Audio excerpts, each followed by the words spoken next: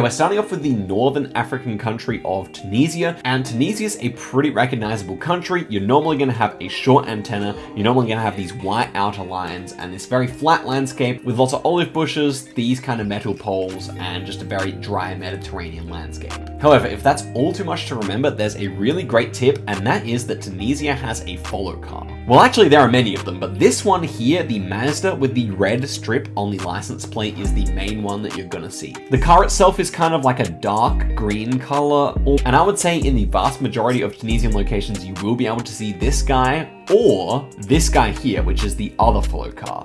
This one is a light green one, and it's a Toyota instead, and let me show you guys how it works. So basically here we are looking at the east coast of Tunisia where all the coverage is, and basically the light green car travels from Bizerta to Hammamet, and then south of that all the way down to Jerba Island, you're gonna get the dark car. So if you can easily tell the difference between a Mazda and a Toyota, you're laughing, but otherwise just use the color of the car because that is enough. Okay, for my second tip, let's move all the way to the other side of the globe in Indonesia. So Indonesian license plates are interesting because the majority of them are black with these 3 sections of white text, which you can just see poking out through the blur. So if you're not quite sure about the country, these license plates can be super useful because not too many countries in the world use black license plates. However, one country that does use black license plates is the neighboring country of Malaysia. As you can see here, we've got one section of white on this side and another section of white on the other side, and that forms a black plate with 2 sections of white text. So all you really got to remember is 2 in Malaysia and 3 in Indonesia.